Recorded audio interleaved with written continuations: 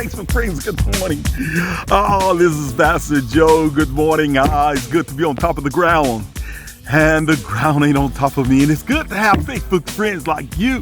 And good morning to those YouTubers that come down here to Pelham, Georgia, just for a word today. I'm thankful today. Jesus loves me, yes, I know. For the Bible tells me so. Little ones to him belong. For they are weak, but he is strong. Everything I need to know, I learned in kindergarten. Hallelujah. Good morning, good morning. I am so grateful today.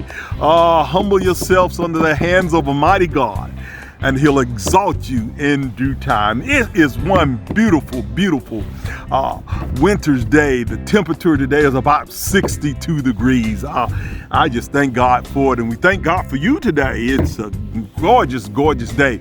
I was online last night, and as I was thinking about it, as I was coming here, one of my cousins, she was in the emergency room, and I just love this cousin. I've got to know her lately, and she's actually a cousin on both sides, and she's such a sweet person.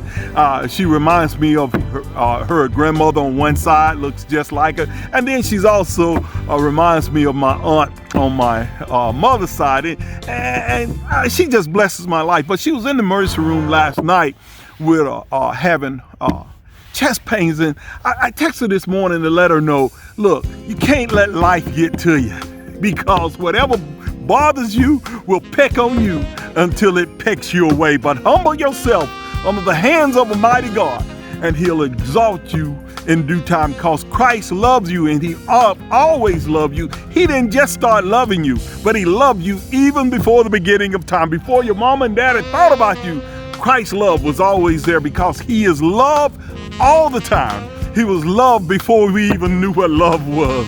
And if the hand of the Lord is on your life, you can't let anything else control you, because whatever controls you masters you. I am not talking to somebody here. You got to humble yourself before the hands of a mighty God. You got to know that the hands of God is on you. I was reading as I came down here about a soldier. I always love to read about soldiers. And the Greeks was fighting the Persians, and the war was over. The Greeks had conquered the Persians, but they had no way of telling the people on the other side of a city called Marathon, the plains of Marathon. So they picked out a soldier and told the soldier, said, look, you got to run and tell the people on the other side of the plain that the war is over. Being a soldier, he said, sure, I will. And so he took off running, and he had to run 26.2 miles.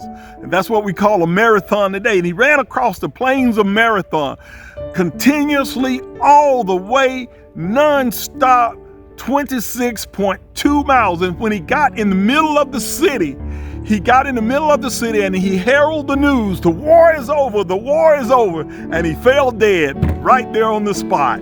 Boom! But he did what he had to do. Let nothing stop me from what I have to do. There's a mission, there's a goal, there's a destiny for my life. The hands of the Lord is going to be on me. Thank God for his sustaining grace. Let me help you real quick before I go. Moses, the Bible says he was the most humble person that ever lived. And when you think about Moses, at the time of his birth, Pharaoh had said every Hebrew child is going to be thrown into the Nile and drowned. So Moses was supposed, when he was born, he was supposed to be killed. Pharaoh declared a death sentence on him, but the hand of the Lord was on his life, and his mom put him in a ark, a little pitch basket, and floated him on the Nile. And the Nile is full of crocodiles, but not one crocodile touched Moses, because the hand of the Lord was on his life. And as he floated down the river, Pharaoh's daughters was taking a bath, and he brushed up against her, and she opened the basket, and Moses began to cry, and her heart melted at this little Hebrew baby crying, because the hand of the Lord was on his life. And she said, oh, we need a nurse for him. And Moses' sister, Miriam, was there. She said, shall I go get a nurse? She said, sure. And she gave her leave to go get a nurse. And guess who she go get? Moses' own mother to nurse him. Hallelujah. Ain't the Lord all right? Because the hand of the Lord was on his life. So now Moses grows up in the palace. Now you would think she takes him to her dad and tells her dad, Pharaoh, said, this is my child. He don't ask any questions like, I didn't know you were married. I didn't know you had a baby. Because the hand of God was on Moses' life. He didn't say, hey, that's a Hebrew, because all he can see is the hand of the Lord was on Moses' life. Now, Pharaoh got to buy him Pampers. Pharaoh got to give him a pacifier. Pharaoh got to walk him up through the night when he wake up. Pharaoh got to feed him. Pharaoh got to take care of him. Pharaoh got to send him to college.